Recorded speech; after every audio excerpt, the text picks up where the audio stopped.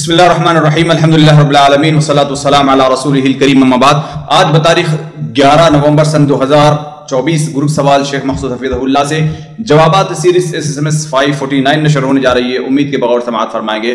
Group number 7 شروع کرتے ہیں۔ پہلا سوال ہے، ساتھی پوچھتے ہیں شیخ محترم، جیسا کہ آج کل غیر مسلموں کی بہت ساری عیدیں آتی ہیں اور اس موقع پر آفس میں بہت سارے غیر مسلم مٹھائی لاتے ہیں، تو کیا یہاں پر ہمیں دیکھنا ضروری ہے کہ اس کے اوپر پوجا وغیرہ ہوئی ہے یا کوئی ان کی عبادت میں یہ چیز ہوئی ہے یا نہیں، یا دکان سے وہ ڈائریکٹ لائے ہیں؟ کس صورت میں اس کو کھایا جا سکتا ہے اور کب ان کی مٹھائیوں کو کھانا درست نہیں ہوگا؟ رہنمائی فرمائیں۔ دیکھیے، اس سلسلے میں امام ابن تیمیہ رحمہ اللہ نے اپنی کتاب اقتداء الصراط المستقیم کے شاید پہلی ہی جلد میں حضرت علی رضی اللہ تعالیٰ عنہ، مائی عائشہ رضی اللہ تعالیٰ عنہ اور ایک تیسرے صحابی شاید حضرت ابو برزہ ہیں، ان کے بارے میں نقل کیا ہے کہ وہ غیر مسلموں جیسے نصرانی ہیں یا مجوس وغیرہ ہیں، ان کے عید کے موقع پر ان کی طرف سے ہدیہ قبول کرنے کو جائز قرار دیا ہے۔ البتہ مائی عائشہ رضی اللہ تعالیٰ عنہ اور حضرت ابو برزہ کی جو روایت ہے اس میں صراحت کے ساتھ ہے کہ وہ ذبیحہ نہیں ہونا چاہیے، چاہے وہ اللہ غیر اللہ کے نام پر ذبح کیا گیا ہو یا وہ اللہ کا نام ہی ہو، لیکن اس سے مقصد کیا ہے؟ یا عید کی مناسبت سے اپنے کسی بت وغیرہ کو خوش کرنا ہے تو اس کا کھانا جائز نہیں ہوگا۔ البتہ باقی اور چیزیں ہوتی ہیں جیسے پھل ہوتے ہیں، آج کل کی یہ مٹھائیاں ہیں، تو ان کی قبول کرنے اور کھانے میں کوئی حرج نہیں ہے۔ اس لیے مجھے ان علماء کا قول زیادہ پسند ہے جو چند شروط کے ساتھ غیر مسلموں کی مٹھائیاں قبول کرتے ہیں۔ پہلی چیز تو یہ ہونی چاہیے کہ وہ جو ہدیہ دے رہے ہیں وہ کوئی ایسا ہدیہ نہ ہو جس کا تعلق جو ہے وہ ان کے تہوار سے ہے، یعنی مثال کے طور پر ایک خاص قسم کا جو لباس ہوتا ہے جو اس کے تہوار کے موقع پر استعمال کیا جاتا ہے، اب اس کو ہم لیں، ہدیہ لیں، یہ چیز جائز نہیں ہوگی۔ یا ہم یہ اظہار ہماری طرف سے ہو کہ گویا ہم ان کی اس عید کو قبول کر رہے ہیں، اس پر انہیں مبارکبادی دے رہے ہیں، ہے نا؟ جیسے ہم کہیں کہ happy birthday, happy Holi, ہے کہ نہیں؟ اس قسم کے الفاظ ہمیں قطعاً استعمال نہیں کرنا ہے نا؟ صرف یہ ہو کہ رواداری کے طور پر ہاں بھائی ہم اپنی عید کے موقع پر آپ کوئی ہدیہ دیتے ہیں تو آپ لے لیتے ہیں، آپ کی خوشی کا دن ہمیں تو کوئی دے رہا تھا، ہم اس کو لے لے رہے ہیں۔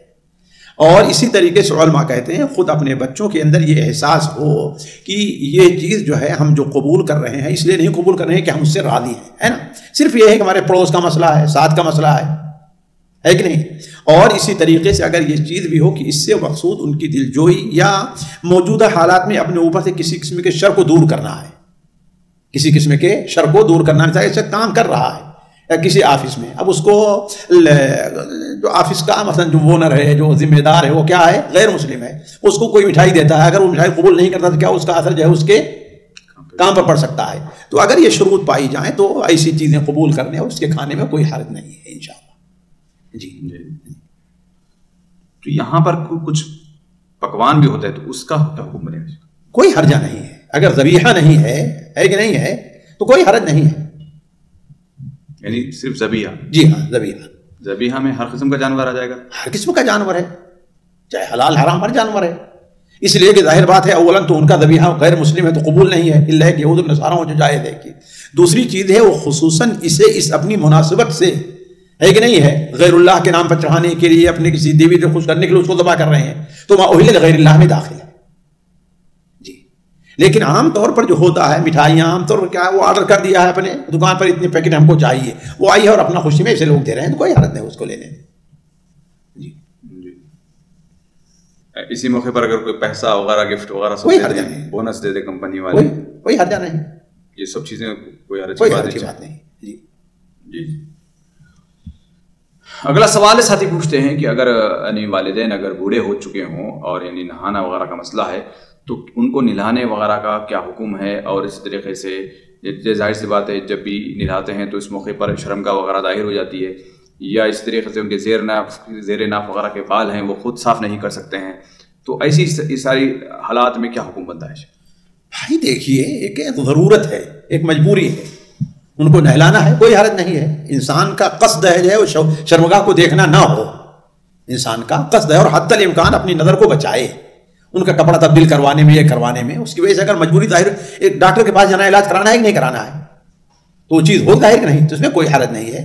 البتہ جہاں تک یہ بال زیر ناف بال بنانے کا تعلق ہے، اس سلسلے میں مجھے ذرا تردد ہے، اس لیے کہ فقہائے حنابلہ وغیرہ نے ذکر کیا ہے اس کے جواز کا مسئلہ، لیکن میں سمجھتا ہوں اگر اس میں تھوڑی تفصیل رکھی جائے تو بہتر ہے۔ آیا اس بال کی وجہ سے ان کو کوئی ضرر لاحق ہو رہا ہے؟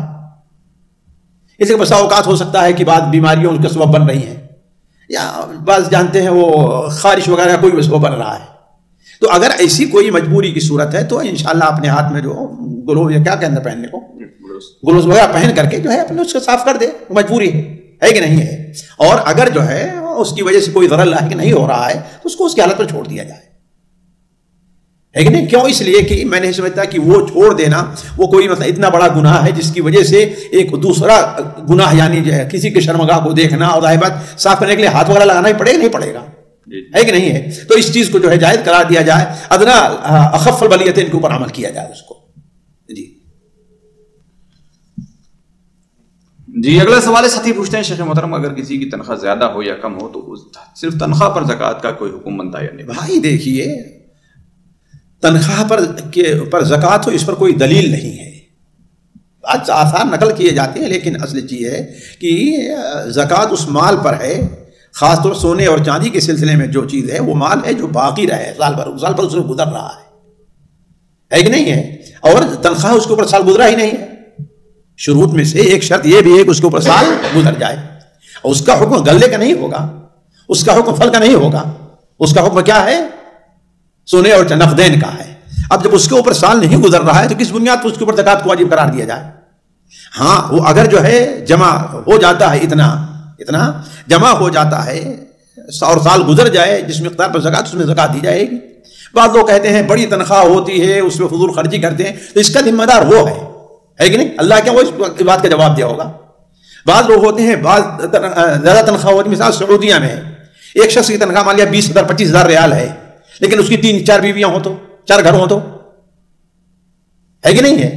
ایک گھر اگر اس کا اپنا نہیں ہے، ذاتی کرایہ پر لیتا ہے ریاض جدہ جیسی جگہ میں، تو ایک معمولی سا گھر بھی اس کو 50,000 60,000 ریال میں ایک گھر سال کا ملتا ہے۔ تو علی کل حال اگر اس کی تنخواہ زیادہ ہے، اس تنخواہ کو غلط استعمال کر رہا ہے، فضول خرچی کر رہا ہے، تو اس کا جواب دے اللہ تعالیٰ کہ ہاں وہ ہوگا، لیکن اس کے اوپر زکوٰۃ کی جو شرط ہے وہ ہے کہ سال کا گزرنا ہے۔ لہذا ہر مہینے تنخواہ کی زکوٰۃ لینا یہ چیز اس پر کوئی شرعی دلیل نہیں ہے، واللہ اعلم۔ جی اگلا سوال ہے، ساتھی پوچھتے ہیں شیخ محترم کیا قرآنی جو دعائیں ہیں ان دعاؤں کو سنت نفل یا فرض نمازوں کی جو سجدے ہیں یا اس طریقے سے جو تشہد میں بیٹھتے ہیں اس موقع پر یہ دعائیں پڑھی جا سکتی ہیں یا نہیں پڑھی جا سکتی؟ اللہ کے بندے بنیت دعا پڑھی جا سکتی ہے، بنیت جو منع ہے کہ قرآن کی تلاوت منع ہے، یعنی تلاوت کی نیت سے، وہاں تلاوت کی نیت نہیں ہے، نیت کیا ہے؟ دعا پڑھنا ہے۔ اب جیسے رب اوزعنی ان اشکر نعمتک التی انعمت علی وعلی والدی، یہ کیا ہے؟ بطور دعا کے پڑھ رہا ہے، ربنا آتنا فی الدنیا حسنہ وفی الآخرۃ حسنہ۔ تو ان دعاؤں کے پڑھنے میں وہ احکام نہیں ہوں گے جو قرآن کی تلاوت کے ہیں۔ اب اگر قرآن کی تلاوت کی نیت سے پڑھ رہا ہے ظاہر بات وہ احکام آئیں گے۔ علی کل حال خلاصہ یہ ہے کہ چاہے بین السجدتین ہے، چاہے تشہد میں ہے یا سجدے کے درمیان میں ہے، جو قرآنی دعائیں ہیں ان دعاؤں کو دعا کی نیت سے پڑھ سکتے ہیں، اس میں کوئی حرج کی بات نہیں ہے۔ وطر کی نماز میں بھی پڑھ سکتے ہیں، ہر نماز میں، کوئی بھی نماز ہے، فرض ہے، نفل ہے، وطر ہے، جو کوئی بھی ہے۔ اگلا سوال ہے، ساتھی پوچھتے ہیں شیخ محترم جو دینی مدارس وغیرہ کو جس میں غریب بھی طلبہ پڑھتے ہیں، امیر بھی طلبہ پڑھتے ہیں، تو ایسی میں زکوٰۃ دینے کا حکم کیا ہے اور وہاں کے لوگ اس زکوٰۃ کو یعنی اس کی سیلری وغیرہ ساری چیزوں میں خرچ کرتے ہیں، اس کا بھی کیا حکم بنتا ہے؟ بھائی دیکھیے اگر امیر طلبہ ہیں تو ظاہر بات ہے کہ وہ زکوٰۃ کے مستحق نہیں ہے، وہ یا تو پھر حصہ الگ کیا جائے کہ کیا ہے وہ زکوٰۃ جو طلبہ کیا اس میں سے دیا جائے کس کو؟ جو غریب طلبہ۔ پہلا سوال تو یہ ہے کہ ایک بندہ نارمل انسان ہے وہ زکوٰۃ دینا چاہتا ہے مدرسے کو، اب جس میں مستحق بھی ہیں غیر مستحق، ہاں تو مدرسے والوں سے بتلا دے کہ ہاں بھائی یہ کیا ہے، یہ زکوٰۃ کا ہے، اس کو اس کے مصرف میں خرچ کیا جائے، تو یہ ان کی ذمہ داری ختم ہو گئی ہے۔ بالکل ذمہ داری ختم ہو گئی ہے، بالکل ذمہ داری ختم ہو گئی۔ تو اب مدرسے والوں کو، مدرسے والے ظاہر بات اس کو خرچ کریں جہاں وہ خرچ کرنا ہے، امیر طلبہ کو اس میں سے نہ کھلائیں۔ اب ان کے تو کام میں لانا ہے وہ چیز کو، تو پھر اسی کام میں لے آئیں جس کام کے لیے وہ ہے، دوسرے کام میں نہ لے آئیں، اب اس کے لیے بلڈنگ اسے بنانا شروع کر دیں، جائز نہیں ہے. ظاہر بات ہے یہ چیز محل نظر ہے جی. اس کو اس کام میں لے آئیں جس کام کے لیے وہ لے آئیں, مطبخ کے خرچ میں لے آئیں. کام تو مدرسہ چلنا کام ہے بھائی, مدرسہ چلنا کام ہے, لیکن مدرسہ چلنا ہے نا, لیکن مدرسہ تعمیر یہ کام نہیں ہے. مدرسہ چلنا کام ہے, وہ ساری چیزیں اسی میں آ جائیں گی نا. نہیں, مدرسہ رن کرنا ایک کام ہے. بھائی دیکھیے یہ ایک چیز ہے کہ یتیم بچوں کے لیے, غریب بچوں کے لیے ہے تو اس کو ٹھیک ہے, اس کو تعمیر میں لگائیں, ٹھیک ہے لگائیں اس کو. یتیم بچوں کو اس میں پڑھانا ہے. مدرسے کا کام ہی پورا یعنی دینی کام ہے پورا. بھائی اصل میں دیکھیں ٹھیک ہے دینی کام ہے, لیکن دینی کام میں زکوٰۃ کے لیے بھی اصول تو رکھے, اللہ تعالیٰ نے رکھے ہیں نا. مسجد بنانا دینی کام نہیں ہے, نہیں تو جب ہے کہ نہیں دینی کام.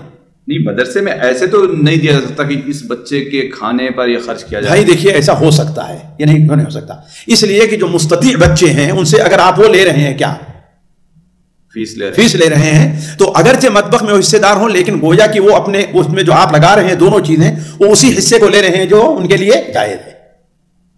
مدرسے والوں کو اس کا اہتمام کرنا چاہیے کہ زکوٰۃ کا پیسہ ہے اسے اسی حساب سے خرچ کیا جائے. مدرسے والے اگر کم فیس لے لیں تو مثال کے طور پر کھانے کا خرچہ تو 2-3 ہزار بنتا ہے, تو 1000 ہی لے لیں فیس. ہاں تو مدرسے کے جو پیسہ آ رہا ہے صرف زکوٰۃ تو آتا نہیں ہے, باقی دیگر جو مد ہے اس سے جو ہے وہ دین کی جو تبلیغ اس کے لیے خرچ کریں وہ اس میں لگائیں. اس لیے کہ مدرسے کو روز صرف زکوٰۃ تو نہیں دیتے ہیں نا, عام چندہ بھی تو دیتے ہیں کہ نہیں دیتے ہیں, عام حالات دیتے ہیں, کوئی نہیں. تو مگر اتنا خیال کرنا ضروری ہے مدرسے والوں کے لیے. اصل یہی ہے کہ خیال کریں, اگر کوتاہی ہو رہی تو ان کی ذمہ داری ہے. فی سبیل اللہ میں نہیں آئے گا سب چیز. فی سبیل اللہ, دیکھیں فی سبیل اللہ کا مفہوم بہت, مسجد فی سبیل اللہ میں, روڈ بنانا فی سبیل اللہ میں ہے, اب کیا کریں گے. دیکھیے اصل جس سلسلے میں آیات وارد ہیں وہ فی سبیل اللہ, دیکھیے وہ کیا ہے, اصل یہ ہے کہ فی سبیل اللہ میں وہ جہاد فی سبیل اللہ داخل ہے. اب یہ قولی ہے, لسانی ہے, یہ ہے, اس کے اندر یہ داخل ہو گئے. لیکن اب ہر چیز طریقے سے عام کر دینا چاہیے تو بہت چیز, ہر آدمی کہے گا ہاں بھائی جو ہے وہ ایک آدمی ہے, ایک اپنا چینل شروع کر, فی سبیل اللہ میں وہ بھی مانگنا شروع کر دے. ایک آدمی ہے میں دعوت کام کے لیے جاؤں تو مجھے زکات دو, تو اس طریقے سے کیا ہو جائے گا, بالکل چینل کو دیتے ہیں فوزا ہو جائے گا, بالکل امر جو ہے. دیکھیے اس سلسلے ہمارے یہاں بڑے تجاوزات ہیں. کوئی آدمی کسی سے کوئی فتوا وغیرہ نہیں لیتا, اپنا فتوا دینا شروع کر دیتا ہے, چندہ وصولنے میں بھی اور چندہ دینے میں بھی, ہے کہ نہیں ہے. اپنے حساب سے اپنی فیصد کیا کرتا ہے, وہ متعین کرتا ہے. ہمارے یہاں اس سلسلے میں بڑے تجاوزات ہیں, اس سے مسئلے کی نوعیت جو ہے نہیں بدلتی ہے, لوگوں کی اپنی ذمہ داری ہے. تجاوزات سے مطلب لوگ جائز سمجھ رہے ہیں میرے خیال سے, کوئی لفظ تجاوزات نہیں, حد سے تجاوز کر رہے ہیں. جو حدود ہونی چاہیے اس پر باقی نہیں ہے. اب نسبہ لینا ہے تو آپ اتنا نسبہ لیجئے جو ایک مزدور کی تنخواہ ہوتی ہے, جو کامل تنخواہ ہوتی ہے, آپ 50% لے رہے ہیں, آپ 40%, 30% لے رہے ہیں. یہ کیا معاملہ ہے, آخر تجاوز نہیں ہے جی. اگر کہا جائے بھائی ہم دین تو پھر چلو 8واں حصہ بنتا ہی نہیں بنتا ہے. اب 8 حصے میں سے ایک حصہ آپ جو ہے کہتے ہیں ہم اس پر کیا ہیں, وہ عاملین علیہ ہیں, تو عاملین علیہ کتنا حصہ بنے گا, مشکل 12% آئے نہیں آئے گا, 12.96 ہے نا, یعنی 12-13 قریب آئے گا, اور آپ 20-25 لے رہے ہیں, کہاں سے جائز ہوگا آپ کے لیے. تو لوگ کیا کر رہے ہیں اس کو چھوڑ دیجیے. جی اگلا سوال ہے, ساتھی پوچھتے ہیں شیخ محترم زیر ناف کے نیچے کے جو بال ہے وہ صاف کرنے کے بعد کیا غسل کرنا ضروری ہوتا ہے؟ کچھ بھی نہیں, نہ غسل نہ وضو, کوئی چیز ضروری نہیں ہے. جی اگلا سوال ساتھی پوچھتے ہیں, فرض نماز کے بعد تینوں خلد پڑھ کر سینے پر پھونک مارنا چاہیے یا نہیں چاہیے؟ بھائی دیکھیے اب کچھ لوگ سینے پر پھونک مارتے ہیں, کچھ لوگ ہاتھ پکڑ کر اپنے جسم کے اندر, یہ ایسی چیز ہے جو بدعت ہے. اللہ کے رسول صلی اللہ علیہ وسلم پڑھتے تھے کہ نہیں پڑھتے تھے, لیکن کبھی آپ نے ایسا نہیں کیا, صحابہ سے کہیں ایسا وارد نہیں ہے. یہ الگ مسئلہ ہے کہ آپ صلی اللہ علیہ وسلم سے دوسرے حالات میں, بیماری وغیرہ کے حالات میں ہاتھ پر دم کر کے معوذات کو پڑھ کر کے دم کرنے کی ثبوت ملتا ہے. صحیح بخاری میں عائشہ رضی اللہ عنہا حدیث موجود ہے کہ آپ صلی اللہ علیہ وسلم بیماری میں معوذات پڑھ کے اپنے ہاتھ دم کرتے ہو, جس پر پھیرتے تھے. جب آپ زیادہ کمزور ہو گئے تو میں پڑھتی اور آپ کے ہاتھ کو برکت کی وجہ سے آپ کے ہاتھ پھونکتے اور آپ کے ہاتھوں کو آپ کے جسم پہ پھیرتی. تو اگر کوئی آدمی ٹھیک ہے مریض ہے, کوئی آدمی وسوسے کا شکار ہے, وہ اپنے طور پر کرتا ہے, کبھی کبھی تو الگ مسئلہ ہے, لیکن جیسے عام طور پر لوگ اس کو عادت بنا لیے ہیں تو یہ چیز جو ہے وہ سنت کے خلاف ہے, بلکہ بدعت ہے. اگلا سوال ساتھی پوچھتے ہیں کہ جیسے دعا استفتاح اللہم باعث بینی و بین خطایا, یہ والی دعا ہر نماز کے شروع میں پڑھنا ضروری ہے کیا نہ پڑھنے سے کوئی نماز میں خلل واقع کوئی خلل واقع نہیں ہوتا ہے، یہ سنت ہے بس. اس کو پڑھے، سبحانک اللہم پڑھے، ہے کہ نہیں ہے، اللہم فاطر السماوات وعالم الغیب والشہادہ پڑھے، جو بھی دعا پڑھے ایک ہے سنت ہے. اور اگر کسی وجہ سے جلدی میں ہے، وقت نہیں ہے کہ نہیں ہے، کھڑا ہوا دیکھا امام سورہ فاتحہ پڑھ رہا، اب سنا اللہ بھائی بھائی ہوگا پڑھنا شروع کر دیا، جائز نہیں ہے کہ نہیں ہے. تو کہنے کا مطلب اگر عام حالات بھی ہیں تو صرف سنت ہے، اس سے نماز میں نماز فاسد نہیں ہوتی ہے. جی اگلا سوال ساتھی پوچھتے ہیں، فرض نماز کے بعد اگر کوئی شخص مسجد کی صفائی وغیرہ میں لگ جاتا ہے اور مسجد کی صفائی کے بعد جب سورج نکلتا ہے تو پھر اشراق کی نماز پڑھتا ہے، تو کیا اسے اس کا ثواب ملے گا یا نہیں ملے گا؟ میں نہیں سمجھتا وہ ہوگا، اس لیے کہ حدیث میں ہے کہ وہ بیٹھا اللہ کا ذکر کرتا رہے. صفائی مشغول ہونا، یہ ہونا، یہ اللہ کا ذکر نہیں ہے. جی تو کون سا ثواب ملے گا اس کو نماز پڑھنے کے 2 رکعت نماز چاہ کے پڑھنے کا ثواب ملے گا. لیکن اشراق کی جو آپ نے فرمایا ہے کہ ہاں ایک عمرہ کا ظاہر بات تو نہیں ملے گا اس کو. لیکن وما تفعلوا من خیر یعلمہ اللہ، نیکی کا بدلہ اللہ نیکی دینے والا ہے. جی لیکن اس کے لیے ضروری ہے کہ وہ مسجد ہی میں یا اپنی جگہ بیٹھا ذکر اذکار، قرآن کی تلاوت ہے، دعا ہے، استغفار ہے، یہی پڑھتا رہے اور بس. جی یہ ضروری ہے یہی کرنا ہے؟ مثال تو دینی دوسرا بھی کام کر سکتا ہے. کون سا کام کرے گا؟ مطالعہ نہیں، اللہ کا رسول ذکر اذکار کہا ہے. قرآن کا مطالعہ، قرآن کا مطالعہ کا مطلب یعنی تفسیر پڑھنا شروع؟ تفسیر نہیں اس میں داخل نہیں ہوگی. بہت سارے لوگ پھر یہ میسیجز وغیرہ کا کام کرتے ہیں، یہ بھی سب بالکل غلط ہے، بالکل بھلے سے دینی کام، بھلے سے دینی کام ہے، بھلے سے دینی کام ہے، وہ اس کے مخالف ہے. جی یعنی صرف ذکر و اذکار کے لیے ذکر کا اذکار ہے. یعنی جو بھی اس طریقے سے کام کرتے ہیں اور یہ سمجھتے ہیں کہ ہم فجر سورج طلوع ہونے تک بیٹھے رہیں اور تو اس ثواب میں نہیں آئیں گے، نہیں اس میں داخل نہیں ہوں گے، اس کے منافی امر کا ارتکاب کر رہے ہیں. جی بس اوقات انسان یعنی بیٹھتا ہے، بہت سارے لوگ ڈسٹرب کرتے ہیں نماز میں مسجد میں آ کر، تو اس کا کیا حکم بنتا ہے؟ کیا مسجد چھوڑ دے وہ؟ اگر ہاں ایسا ہے کہ ٹھیک ہے تو کسی اور کنارے چلا جائے، دوسری کنارے چلے جائے، بیٹھ جائے. نہیں اب بیٹھے ہیں مسجد میں، لوگ سوال کرنے آ جائے، نہیں تو اسے کہے بھائی بعد میں، پہلے بعد میں کرنا، یہ وقت نہیں سوال کرنے کا، اس میں کیا ہے؟ جی یعنی روک دو اس کو. یہ سوال کا جواب دینا یا دینی میں بھائی کوئی ایک آدھ لفظ ہے سوال، لیکن ہر آدمی سوال کرتا ہے جواب دیتا رہے. کسی نے ایک آدھ سوال کیا تو الگ مسئلہ ہے. اس لیے تو علماء طواف وغیرہ میں کیا ہے، ظاہر بات ان چیزوں کو جو ہے اگرچہ حرام نہیں لیکن اس کو جائز، اس کو مناسب نہیں سمجھتے. جی اگلا سوال ساتھی نے، یعنی اسکیم ہے گورنمنٹ کی جس میں بڑے عمر کے لوگوں کو علاج مفت دیا جا رہا ہے، تو اس گورنمنٹ کی اسکیم سے فائدہ اٹھا سکتے ہیں یا نہیں؟ کوئی حرجہ نہیں، بالکل اٹھائیں. آپ کی گورنمنٹ ہے، آپ کو دے رہی ہے کہ نہیں ہے، تو آپ اس سے فائدہ اٹھا سکتے ہیں. اس لیے کہ بذات خود عمل تو ناجائز نہیں ہے نا. جی البتہ یہ ہے کہ اس کے لیے جھوٹ بولنا، دھوکہ دینا، عمر کو غلط کر کے پیش کرنا، یہ ساری چیزیں جائز نہیں ہوں گی. جی اگلا سوال کچھ سوالات خواتین گروپ سے شامل کیے جاتے ہیں. پہلا سوال ہے، بہن پوچھتی ہیں کہ شیخ محترم احمد رضا خان بریلوی کہ اس موقع پر بہت سارے لوگ جب علماء کرام وغیرہ تھے تو کیا ان کو بتایا نہیں گیا، کیا ان کے اوپر حجت قائم نہیں ہوئی جو اتنے خطرناک عقائد ان کے تھے؟ علی کل حال قدیم زمانے سے علماء ان کی ضلالات اور گمراہیوں کو بیان کرتے آئے ہیں اور ان کا جو ہے محاسبہ کرتے آئے ہیں. لیکن ہے کہ اب کسی کو ہاں بھائی تم اسلام سے خارج ہو اس طریقے سے کو لگانا ایک مشکل چیز ہوا کرتی ہے. جی آپ دیکھ لیجیے پرانی جتنی بھی کتابیں ہیں آپ کو ملیں گی، اس میں وہ لوگ ان کی ضلالات اور گمراہیاں ان سب کو ذکر کرتے آئے ہیں.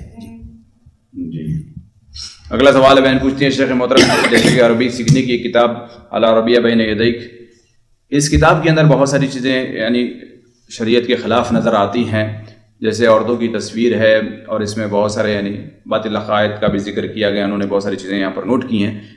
خلاصہ یہ ہے کہ کیا اس کتاب سے فائدہ اٹھایا جا سکتا ہے یا نہیں اٹھایا؟ آپ اس سے عقیدہ سیکھ رہے ہیں کہ لغت سیکھ رہے ہیں؟ عقیدہ سیکھ رہے ہیں تو ناجائز ہے، اور اگر صرف عربی زبان سیکھ رہے ہیں تو کوئی حرجہ نہیں ہے. اس کے اندر وہ بھی تو ہے پھر کیا، اگر غلط عقائد بھی کی باتیں ہیں. بھائی آپ کو سمجھ تو رہی نا غلط عقیدہ ہے نا، ہے کہ نہیں ہے؟ آپ تو سمجھ رہے ہیں. اب ہمارے یہاں پرائمری اسکول میں پڑھ رہے ہیں، اس میں ظاہر بات ہے جو آدھا ہے، ہم بچپن میں غیر مسلم جو ہے ہندو ان کے جو ہے اس کا ذکر ہے کہ نہیں ذکر ہے؟ کبھی ہم نے دیکھا علماء نے کہا منع کیا اسکول میں پڑھنا جائز نہیں. اللہ کے بندے وہاں تم عقیدہ سیکھنے تھوڑی جا رہے ہو. جی، یا اس کے لیے ٹھیک ہے آپ اس کے بدل کوئی کتاب لے آئیے، اس کو پڑھیے نہ پڑھیے، چلیے. یعنی بلا وجہ کی شدت ہے لوگوں نے اختیار کی ہے. جی جائز ہے نارملی طور پر. بھائی اگر لغت سیکھنا ہے، عربی لغت، عربی زبان اس کے ذریعے سیکھنا تو جائز ہے، لیکن اسلامی عقیدہ ہے تو غلط ہے. جی اگلا سوال ہے، بہن پوچھتے ہیں شیخ میں عالمہ اور فاضلہ ہوں اور عمر 27 سال کو ہو چکی ہے، تو آگے یعنی دین وغیرہ سیکھنے وغیرہ کے لیے طریقہ کار کیا رہے گا؟ اپنا مطالعہ بڑھائیں، اہل علم کی کتابوں کی طرف رجوع کریں، اہل علم کے ساتھ جو ہے ان کا اتصال رہے، اپنے حدود احکام کے حدود میں رہ کر کے مطالعہ ہے. جیسے قدیم اور حدیث زمانے میں جو معتبر علماء ہیں ان کی کتابوں کا کثرت مطالعہ کیا کریں. جی مطالعہ سب سے اہم ذریعہ ہے اپنے علم کے بڑھانے کا. جب خاص طور عالمہ اور فاضلہ ہیں تو اس کا مطلب ہے کہ انہیں ایک طریقہ، ایک منہج معلوم ہے کہ نہیں ہے، ان کے پاس ایک طریقہ ہے. ٹھیک ہے، مطالعہ کو اپنا بڑھائیں، شروحات حدیث کا مطالعہ کریں، تفسیرات کا مطالعہ کریں، عقائد جو کتابیں ان کا مطالعہ کریں، ایسے پڑھتے رہیں. جی اگلا سوال ہے، بہن پوچھتی ہیں شیخ محترم اگر رہنے کے لیے گھر نہیں ہے اس کے لیے یعنی رہن وغیرہ پہ یا لون وغیرہ پہ گھر لینے کا حکم کیا ہوتا ہے؟ رہن میں پر تو کوئی حرجہ نہیں ہے. رہن کوئی چیز رکھ کر کے پیسہ لے اور اپنا گھر بنائے، کوئی حرجہ نہیں. رہن ہی گھر رکھے اسی کے اندر رہنا، یہ آج کل سسٹم چلتا ہے. کیا مطلب رہن گھر رکھے؟ یعنی کسی سے رہن رکھ لے، کسی کا گھر اپنے پاس رہن رکھ کر اسی میں رہنا شروع کر دیتے ہیں. نہیں تو یہ چیز جائز نہیں ہے. اس کا کرایہ ادا کریں، ہے کہ نہیں؟ معقول اوسط درجے کا جو کرایہ وہ ادا کریں، اس میں رہیں، کوئی بات نہیں ہے. جی اور لون لینے کے جہاں تک تعلق ہے، ظاہر بات ہے اللہ ہے کہ اضطرار کی کیفیت پیدا ہو جائے، کرایہ پر مکان نہیں مل رہا ہے یا اتنا کرایہ تنخواہ نہیں ہو سکتی ہے، ایسا نہ ہو تو ہم کیا روڈ کے اوپر آ جائیں گے، جیسے ہوتا ہی ہوتا ہے. اور اس کو جائز اسے قرض حسنہ کوئی دینے والا نہیں مل رہا ہے. وہ محدود شکل کے علاوہ جو ہے ویسے عام حالات میں لون لے کر کے گھر بنانا یا دکان اپنی چلانا کی جائے. جیسے لندن وغیرہ سے، بہت سارے امریکہ وغیرہ سے لوگ سوال کرتے ہیں کہ بھئی یہاں پر جب تک لون نہیں لیں گے گھر بنانا ہمارے لیے یا گھر خریدنا ممکن نہیں ہے، تو کیا حکم بنتا ہے؟ تو ٹھیک ہے، وہ ان کے لیے محدود صورت میں جائز ہوگا. البتہ یہ ہے کہ ایک چیز جو متعین کر لے کہ ہاں اتنے دنوں کے لیے لینا ہے، اتنے دن کے لیے، تو اپنی پوری کوشش رہے کہ اس سے آگے پیچھے نہ بڑھنا پائے، صرف اتنا ہی متعین ہو جائے کہ ہاں بھائی ہمیں اتنا دینا ہے بس. ٹھیک، تو اس میں انٹرسٹ وغیرہ سب آتا رہے. اب ظاہر بات ہے، وہ تو اس لیے تو ہم نے کہا آپ کہہ رہے ہیں ممکن نہیں ہے، یہ آپ کے سوال کس کا ممکن نہیں ہے کہ جواب ہے کہ نہیں ہے. اگر ممکن نہیں ہے تو ٹھیک ہے، ورنہ نہیں. جی پھر وہ اپنے حالات کو دیکھ لیں اپنے حساب سے. بالکل حالات کو دیکھ لیں، ہر ایک کے لیے ایک ہی فیصلہ اور ایک ہی فتویٰ نہیں ہوگا. بالکل قطعاً نہیں، ہر آدمی کے لیے الگ الگ جو اس کی صورتحال مجبوری ہوگی اس کو دیکھا جائے گا. جی اگلا سوال ہے، بہن پوچھتی ہیں کیا ایک عورت کسی مرد کا حج بدل کر سکتی ہے یا نہیں کر سکتی ہے؟ کوئی حرجہ نہیں. اللہ کے رسول صلی اللہ علیہ وسلم سے جب اس عورت نے سوال کیا تھا، ہے کہ نہیں ہے، کہ اپنے والد سے متعلق، تو آپ نے کہا ٹھیک ہے اپنے باپ طرف سے حج کرو، تو کوئی حرج نہیں، کر سکتی. کوئی ممانعت نہیں ہے کہ مرد عورت کی طرف سے یا عورت مرد کی طرف سے حج بدل کرے، اس میں کوئی حرج نہیں ہے. جی اگلا سوال ہے، بہن پوچھتی ہے شیخ محترم جن جادو رقیہ شریعہ وغیرہ کے تعلق سے اگر کوئی اچھی کتابیں ہوں تو رہنمائی فرمائیں.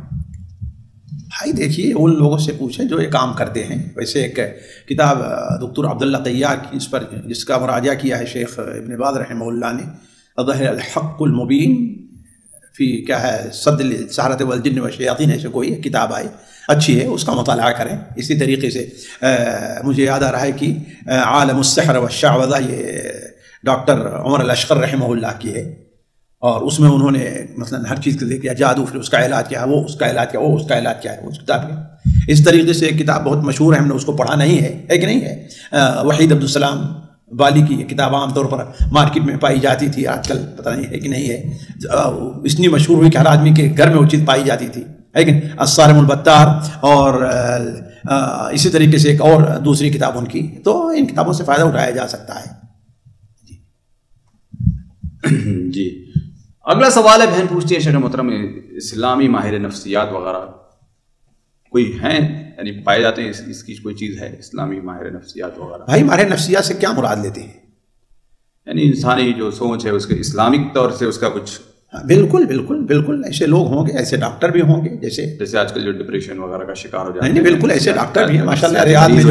ریاض میں اسلامک طریقے سے بھی کچھ ہے کیا؟ ریاض میں ڈاکٹر الجبر جو ہے تھے وہ ماشاء اللہ اس سلسلے میں جبر کیا ان کا نام ہے نا، وہ بڑے مشہور ہے اس سلسلے میں، بڑے ان کی بات کیسٹیں بھی ہیں، بڑے اس سے بڑا علاج بھی انہوں نے کیا ہے.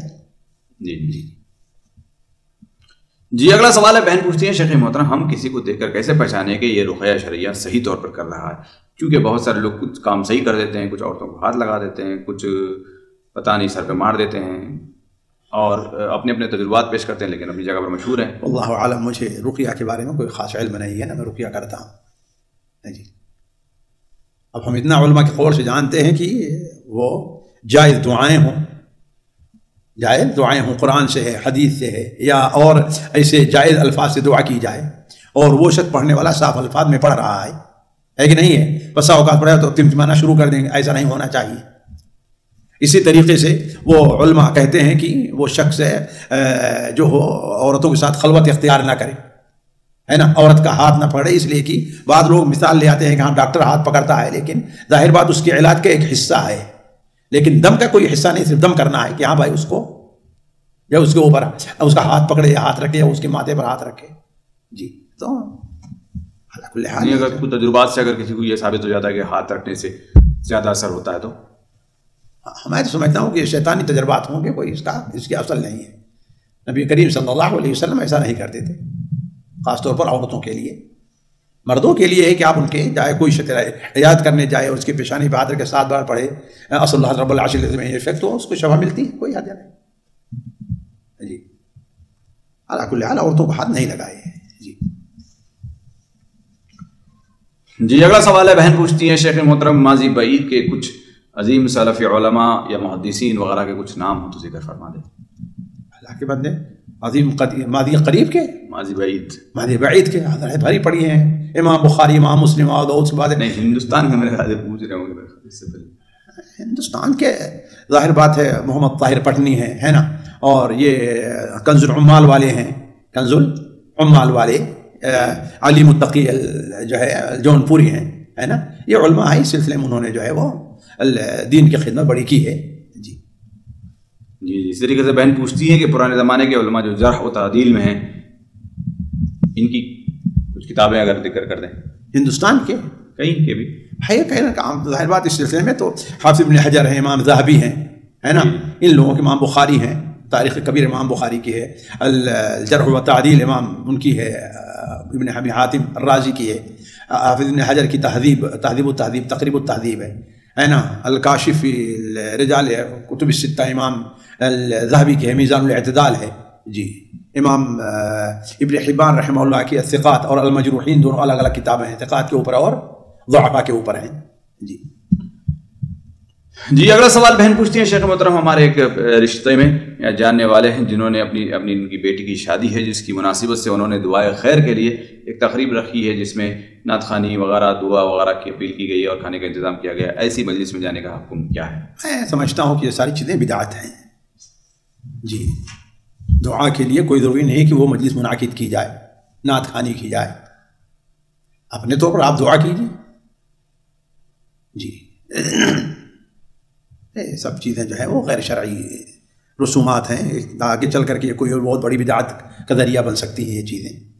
جی بیٹی کی شادی کرنا ہے، دعا کے لیے مجلس ضروری ہے، مجلس کہنے کا جی نہیں جائز نہیں ہے. جی جی بالکل ایسے مسائل سے پرہیز کیا جائے.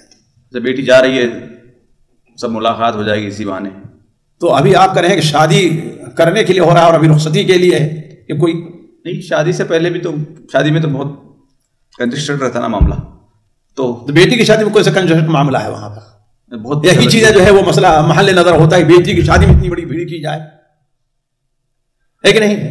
جی بیٹی کی شادی اصل جو ہے بھیڑ کرنا کسی کو شوہر کو ہے نہ کہ بیٹی کو ہے. مگر ایسا عموماً چلیں یہ تو ایک الگ قسم کا سوال ہو گیا کہ دعا کے لیے ویسے ہی لوگ ملنے آ جاتے ہیں، دعوت ہو جاتی ہے، ٹھیک ہے، کوئی حرجہ نہیں، کوئی حرجہ نہیں اس میں. لوگ آ گئے ہیں، دعوت ہو گئی. دیکھیے لوگ آ گئے ہو گئی الگ ہے، اور خاص اہتمام کرنا یہ الگ چیز ہے. خاص دعوت کا اہتمام کرنا، صرف دعوت کا بھائی دعا وغیرہ نکال لیں، خاص اگر دعوت کا اہتمام کیا جائے ایک دن 2 دن پہلے کوئی حرجہ نہیں ہے، کوئی حرجہ نہیں. کوئی حرج نہیں. اگر وہ کوئی ایسی رسم اختیار نہ کر جائے جس کے غلط نتائج ہو رہے ہیں تو صرف ایک عمل کے طور پر کوئی حرج نہیں. جی اگلا سوال ہے، بہن پوچھتی ہیں شیخ محترم جیسا کہ شادی شدہ اولاد جو مختلف علاقوں میں ہزاروں کلومیٹر دور رہتے ہیں لیکن جب اپنے ماں باپ سے ملنے کے لیے وہاں پر پہنچتے ہیں تو وہاں پر وہ نماز مکمل کریں گے یا قصر کریں گے، کیا کریں گے؟ بھائی دیکھیے، اگر انہوں نے اس کو مطلقاً چھوڑ دیا ہے گھر کو، اب جیسے دیکھیے آپ کا گھر ہے، آپ اگر جو ہے لیکن اپنے گھر کو چھوڑا نہیں ہے آپ نے، آپ کے احساس میں کیا ہے میرا گھر ہے، ظاہر بات وہاں پوری نماز کریں گے. لیکن ٹھیک ہے مستقل چھوڑ ہی دیا ہے، میرا اب کوئی تعلق ہی نہیں رہ گیا ہے کہ نہیں ہے، صرف والد وہاں ملاقات ہے، ظاہر بات نماز قصر کریں گے. تو انسان کے اپنے جو ہے وہ نیت اور اس کے اوپر مبنی ہے وہ چیز. جی اگلا سوال ہے، تو بہن پوچھتی ہے شیخ محترم جیسے میں تجوید وغیرہ کی کلاس یا تفسیر کی کلاس کا کورس کر رہی ہوں، حالات ایام میں کیا ہے کلاس جوائن کر سکتی ہوں، پڑھ سکتی ہوں یا نہیں؟ تفسیر میں تو کوئی حرج نہیں ہے، تفسیر میں کوئی حرج نہیں ہے، لیکن تجوید کے بارے میں شدید اختلاف ہے اور جو علماء اس سلسلے منع کرتے ہیں ان کے دلائل بہت قوی ہیں، لہذا اس سے احتیاط کی پرہیز کیا جائے. جی اگلا سوال ہے، بہن پوچھتی ہیں شیخ محترم ہمارے رشتہ داروں میں یہ روایت پائی جاتا ہے کہ نامحرم یعنی بزرگوں سے پیار لیتی ہیں، جیسے عورتیں وغیرہ جو ہے نا، مرد وغیرہ جو ہے ان کے سر پر ہاتھ رکھتے ہیں، اس کا کیا حکومت ہے؟ بھائی دیکھیے اس سلسلے میں توسع سے کام لینا یہ چیز ذرا محل نظر ہے، اس لیے کہ غیر محرم عورت کے سر ہاتھ پر مصافحہ کرنا یا اس کے سر پر خاص طور پر دوپٹہ وغیرہ نہ ہو تو اس پر ہاتھ رکھنا جو ہے یہ چیز پرہیز کے ہے. لیکن ہے کہ میں اس کو اگر جو ہے ایک حدود میں ہو، آدمی بڑی عمر کا ہے، آدمی بڑی عمر کا ہے اور اپنے طور پر جو ہے مثلا اسے یہ ہے کہ اس کے شہوات وغیرہ کے بھڑکنے کا نہیں، تو اگر کوئی ایسی عورت ہے چھوٹی بچی ہے، اس کی بچی کے ہے نا، تو اگر اس کے سر پر اپنا دوپٹہ وغیرہ جیسے موٹا اوڑے ہوئے ہے، اپنا حجاب کیے ہے، اگر سر پر ہاتھ رکھتا ہے تو میں سمجھتا ہوں کہ یہ چیز جائز ہے کہ نہیں ہے. اس لیے کہ بعض علاقے میں ہے کہ ان کے ساتھ سلام کا یہی ایک طریقہ مانا جاتا ہے نا، لیکن یہ ہے کہ اس سلسلے میں ذرا توسع سے کام نہ لیا جائے تو بہتر ہے. یعنی بزرگوں کے لیے یہ چیز جائز ہوتی ہے؟ جی ہاں، میں اس کو جو ہے جائز سمجھتا ہوں، لیکن ایک اس توسع سے کام لینا اور ہر کس ایرے گہرے کا سونا کس کے لیے اس کو جائز قرار دینا ہے کہ نہیں، یہ چیز جو ہے وہ میں نہیں سمجھتا کہ مناسب ہے. ہمارے علمی اور عوامی دروس اور سوال و جواب کی مجلسوں سے آپ خود بھی مستفید ہوں اور اپنے دوست و احباب کے ساتھ بھی شیئر کریں. عین ممکن ہے کہ آپ کے شیئر سے کسی کی اصلاح اور آپ کے لیے صدقہ جاریہ بن جائے. واٹس ایپ پر اسلامک میسج حاصل کرنے کے لیے نمبر نوٹ فرمائیں: یعقوب عزیز 00966 5089 59707. واٹس ایپ سوال جواب گروپ میں ایڈ ہونے کے لیے نمبر نوٹ فرمائیں: عبدالسلام عمری 00966 502627 622. نمبر بھیجتے ہوئے نام اور پتہ ضرور لکھیں. اسی طرح ہمارے یوٹیوب چینل اسلامی دعویٰ کو ضرور سبسکرائب کریں تاکہ ہماری ہر نئی اور اہم ویڈیو کی اطلاع آپ کو فوری حاصل ہو جائے. تمام دروس، مقالات اور سوال و جواب سیریز کے لیے ہماری مشہور ویب سائٹ www.islamidawah.com کا مشاہدہ کرتے رہیں. السلام علیکم ورحمۃ اللہ وبرکاتہ.